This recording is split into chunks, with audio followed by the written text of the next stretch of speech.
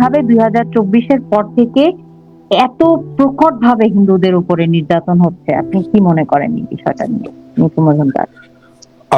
আমি এই এই কথাটা অনেকবার বলেছি।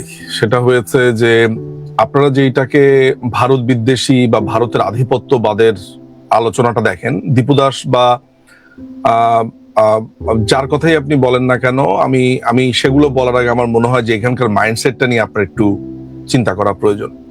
আপনি যে ভারতীয় আধিপত্যবাদের কথা আপনি দেখছেন, বলছেন যে ভারতীয় সাম্রাজ্যবাদ, আধিপত্যবাদ, এগুলো হচ্ছে ব্যাপারটা কেমন? ব্যাপারটা হচ্ছে যে আপনাকে এক ধরনের হাওয়ায় তলোয়ার চালাচ্ছে, আপনি তা বুঝতে পারছেন না। যেমন আপনি দেখবেন যে ওয়াজের মধ্যে অনেক উগ্রবাদী যেই মানে তথাকথিত যে হুজুররা আছে, উগ্রবাদী যারা আছে, তারা বারবার বলছে ইসলাম শেষ হয়ে গেল, ইসলাম ধ্বংস করে দেওয়ার পায় তারা, এটা মুসলমানদের বিরুদ্ধে ষড়যন্ত্র, এই ধরনের কথা আপনি বলতে শোনেন না? আচ্ছা, বৈশ্বিক প্রেক্ষাপটে আপনি এগুলো নিয়ে নানান ধরনের আলোচনা করতে পারলেও বাংলাদেশের প্রেক্ষাপটে আপনার 90%-এর উপরে মুসলমান। আমি আসলে এক্স্যাক্টলি পার্সেন্টেজটা জানি না, কোনো কোনো ক্ষেত্রে বলা হয় 92%, কোনো কোনো ক্ষেত্রে বলা হয় 95%। আমি ধরে নিচ্ছি, সর্বনিম্নটাই বা সেফ সাইডে থাকার জন্য বলছি যে 90%-এর উপরে মুসলমান। 90%-এর উপরের মুসলমান থাকা অবস্থাতে কোনো কান্ট্রিকে যদি বলা হয় যে ইসলাম শেষ হয়ে যাচ্ছে, তাহলে আপনি বুঝতে পারবেন যে যারা এটা বলছে তাদের কোনো একটা উদ্দেশ্য রয়েছে। একজন সাপুরে, সেই সাপুরেকে যদি জানানো হয় যে পৃথিবী থেকে সমস্ত সাপ গায়েব হয়ে গেছে, সাপ শব্দটা আর নেই, তখন সে খেলা দেখাবে কি নিয়ে? তখন সে দড়িকে সাপ সাপ বিবেচনা করে আপনাকে খেলা দেখানোর চেষ্টা করবে, ছলনা করবে। এই যে যেসব উগ্রবাদী হুজুররা আছে, তাদের পুঁজিটা কি? তাদের পুঁজিটা হচ্ছে ঘৃণা, দ্বিখণ্ডিত করবার মনোবাসনা, তারপরে হচ্ছে যে সমাজে সমাজে অসন্তোষ এবং সাম্প্রদায়িকতা, এগুলো হচ্ছে তাদের মূল মশলা।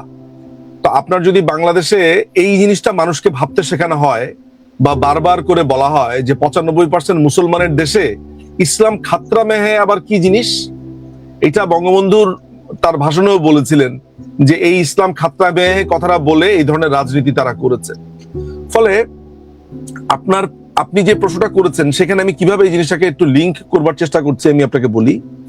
এই ভারতীয় আধিপত্যর নাম করে একটা দীর্ঘদিন ধরে বাংলাদেশে মূলত হিন্দু বিদ্বেষ তৈরি করা হয়েছে, একদম স্ট্রেট ফরওয়ার্ড। আজকে যদি ভারতের জায়গাতে সৌদি আরব থাকতো, তাহলে যদি এই যে সীমান্তে বলা হচ্ছে যে সীমান্তে নাকি মেরে ফেলেছে, আপনাকে এসে তখন বলতো যে যেহেতু সৌদি আরব মেরেছে, তাই আপনার ওই স্থান বেচতে চলে যাবে কোনো হিসাব ছাড়া। হ্যাঁ, আল্লাহর জমিনের দেশে আপনাকে মারা হয়েছে। আপনি কি কখনো শুনেছেন যে সৌদি আরবে যে আমাদের নারীরা গিয়ে নির্যাতিত হয়, রেপের শিকার হয়, এখানে মেয়েদেরকে নিয়ে গিয়ে কাজের মেয়ে হিসেবে নিয়ে গিয়ে তাদেরকে যে আসলে আপনাদেরকে যৌনকর্মী হিসেবে কাজ করানো হয় এবং তাদেরকে নির্যাতন করে দেশে পাঠানো হয়, মেরে ফেলা হয়? আপনি কি দেখেছেন যে আমাদের ছেলেমেয়েরা সেখানে যায়, তাদেরকে কিরকম বাজেভাবে ট্রিট করা হয়, মিসকিন বলে ডাকা হয়? আপনি কি কখনো সৌদি আরবের ব্যাপারে এই ধরনের ঘৃণা পোষণ করতে দেখেছেন এই হুজুরদেরকে? কখনো দেখেন নাই। এর কারণ হচ্ছে সৌদি আরব। এটা সৌদি আরবের বদলে যদি হিন্দু আরব হতো, যদি দেশটার নাম হতো হিন্দু আরব, যদি দেশটার নাম হতো হিন্দুস্তান, তাহলে আপনি দেখতেন কি হয়। সো আমি আমার অবজারভেশন গত 54 বছর বা 50 বছর বা মুক্তিযুদ্ধের আগের, পার্টিশনের আগের থেকে আমি মোটামুটি এই পুরো ভারতবর্ষকে যেভাবে দেখেছি, এখানকার মানুষজনদেরকে, সেখানে আমার পরিষ্কার ভাবে যেটা আমি বুঝতে পেরেছি সেটা হচ্ছে এটা হিন্দু বিদ্বেষ। পাকিস্তানের যেসব বই আমি ক্রমাগত ভাবে পড়ছি, যেমন ধরেন আমি একেবারে একটা নতুন একটা বই, হ্যাঁ একেবারে নতুন বের হয়েছে এই 2025 সালে। এই বইটাতে দেখানো হয়েছে যে মুক্তিযুদ্ধের সময় যে আটকে পড়া বাঙালিরা সেখানে ছিল, তাদেরকে কিভাবে ট্রিট করেছে পাকিস্তানিরা। ঠিক আছে, তাদেরকে এখানে বলাই হচ্ছে হিন্দুদের দালাল।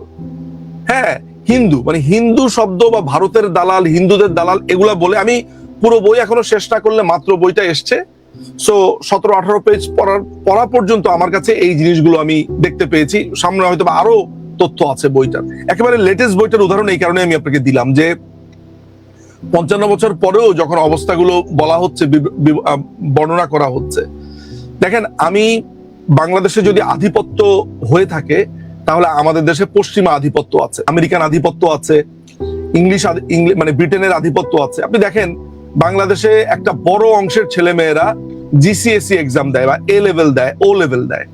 এই এ লেভেল ও লেভেল কোন দেশের কারিকুলাম? ইংল্যান্ডের কারিকুলাম। আমরা আমরা ক্রমাগতভাবে আপনার আগে টোফেল পরীক্ষা দিতে দেখেছি, আমরা দেখেছি জিএমএটি পরীক্ষা দিতে দেখেছি। আমরা জন্মের পর পর শুধু কেঁদেছি মনে হয় বাংলাতে, এরপরে আমরা 2 বছর বা 3 বছরের মাথাতেই আমাদেরকে ইংরেজি শেখানো হয়েছে, অর্থাৎ আমাদের সেকেন্ড ল্যাঙ্গুয়েজ ছিল ইংরেজি। আপনি আমাদের জামা কাপড়ের দিকে লক্ষ্য করেন, আমরা পশ্চিমাদেরকে ফলো করি। আপনি আমাদের টিভি চ্যানেলগুলোতে যান, সেখানে আপনি ইংলিশ চ্যানেলে ছড়াছড়ি দেখবেন। বাংলাদেশে একটা দীর্ঘদিন ধরে আপনার মধুমিতা সিনেমা হলে হিন্দি সিনেমা দেখানো হতো না, কিন্তু ইংলিশ সিনেমা দেখানো হতো মধুমিতা হল। আমি জানি না আপনার মনে আছে কিনা। বাংলাদেশে যদি আধিপত্য থাকে বা সাংস্কৃতিক আগ্রাসন থাকে, তাহলে পশ্চিমা আগ্রাসন রয়েছে বাংলাদেশে।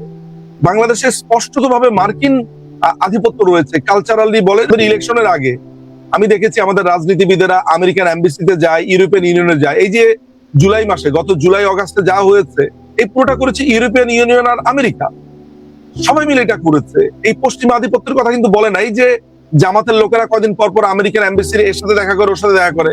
আমরা পিটার হাসকে ভুলে গেলাম কিভাবে, আমরা ডোনাল্ড লুকে ভুলে গেলাম কিভাবে।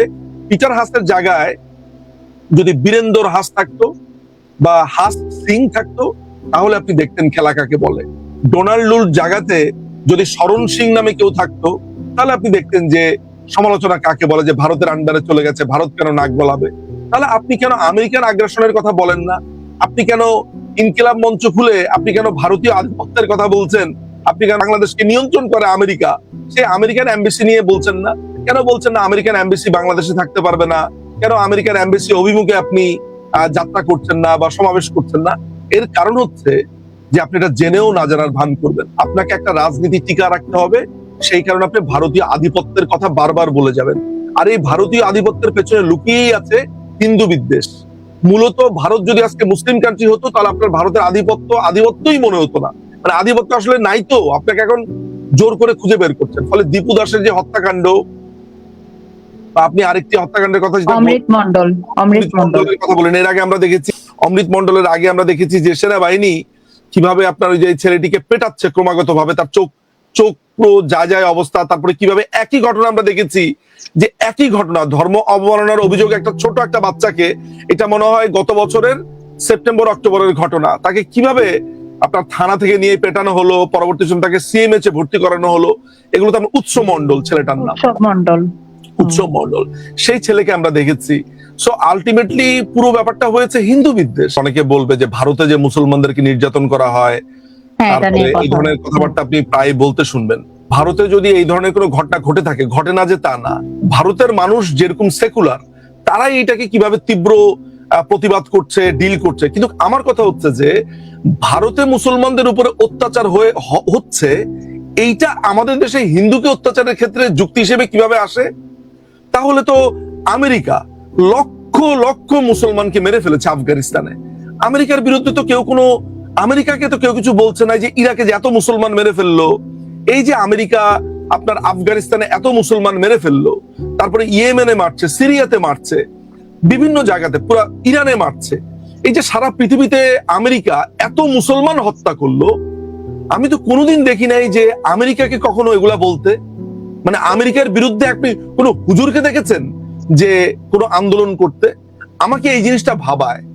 ফলে পুরো ব্যাপারটাই হয়েছে, আপনি ওই যে, যদি আমি আগেই আপনাকে বলেছি যে ভারতের জায়গাতে সৌদি আরব থাকলে আপনাকে এসে বলতো যে ভারতের একটা লাঠির বাড়ি কি যে মধুর, কি যে মিষ্টি, আপনাকে সে মিষ্টির গল্প শোনাতো, বলতো যে যে জায়গাতে মেরেছে ওই জায়গা বেহেশতে চলে যাবে।